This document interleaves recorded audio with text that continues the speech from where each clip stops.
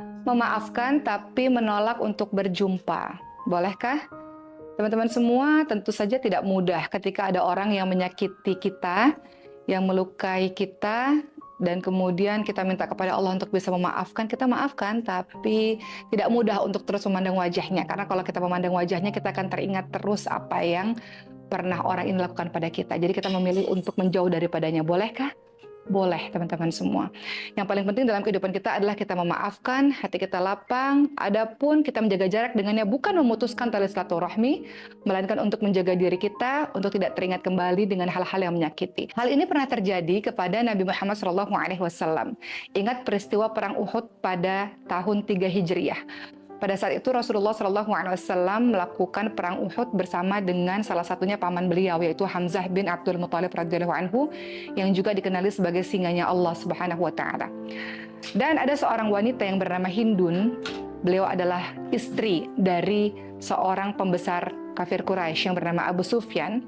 Hindun meminta kepada salah seorang budak yang bernama Wahsy, kalau engkau bisa membunuh Nabi Muhammad SAW atau Sayyidina Ali bin Abi Thalib radhiyallahu anhu atau Hamzah bin Abdul Muthalib radhiyallahu anhu, maka engkau akan aku bebaskan. Engkau tidak lagi menjadi seorang budak, engkau akan merdeka. Maka tentu saja Wahsy, seorang budak ini, mengambil kesempatan yang luar biasa itu karena Wahsy ingin sekali menjadi orang yang merdeka, tidak ingin lagi menjadi seorang budak. Maka pada saat perang Uhud berlangsung, sahabat-sahabat sekalian, Wahsy fokus untuk bisa membunuh salah satu dari ketiga orang ini. Salah satunya adalah Hamzah bin Abdul Muthalib. Dari kejauhan, Wahsy fokus untuk melihat gerak-gerik Hamzah, dan sampai dirasa pada saat yang tepat, Wahsy langsung melempar tombaknya, dan tombak tersebut tepat mengenai perutnya Hamzah bin Abdul Muthalib radhiyallahu anhu, dan akhirnya Hamzah bin Abdul Muthalib radhiyallahu anhu pun menjadi seorang syahid di perang Uhud.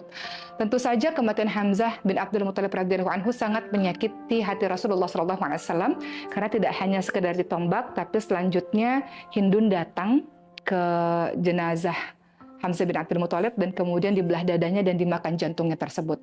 Ketika melihat paman beliau, paman Nabi Muhammad SAW dalam keadaan wafat yang seperti itu, tentu rasa sedih yang luar biasa dirasakan oleh Rasulullah SAW.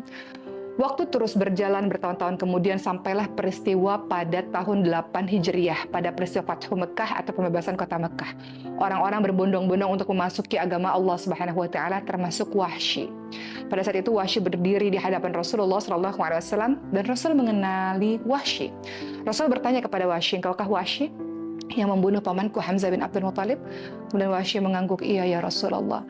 Wahsy, ceritakan kepadaku bagaimana cara engkau membunuh Hamzah bin Abdul Muthalib. Rasulullah ingin tahu bagaimana jasad dari pamannya bisa seperti itu, apa yang dilakukan Wahsy sebetulnya. Wahsy pun menceritakan dan tentu saja itu menghadirkan luka kembali di hati Rasulullah SAW. Rasul memaafkan Wahsy karena Islam mengajarkan kita untuk memaafkan orang-orang yang telah melukai hati kita. Rasul tentu saja sangat bahagia ketika Wahsy memasuki agama Allah Subhanahu wa taala. Namun, Rasul tidak sanggup untuk memandang wajah Wahsy lagi. Kenapa? Setiap kali memandang wajah Wahsy, maka teringat kisah pada saat perang Uhud bagaimana Wahsy membunuh Hamzah bin Abdul Muthalib. Maka apa kata Nabi Muhammad SAW? "Ya Wahsy, jauhkanlah wajahmu di hadapanku selamanya."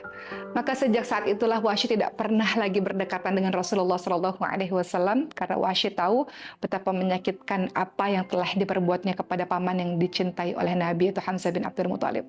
Sampai akhirnya Rasulullah SAW wafat, pemerintahan diganti kepemimpinannya oleh Sayyidina Abu Bakar radhiyallahu anhu, dan apa yang dilakukan oleh Wahsy? Wahsy menembus semua kesalahan di masa lalu.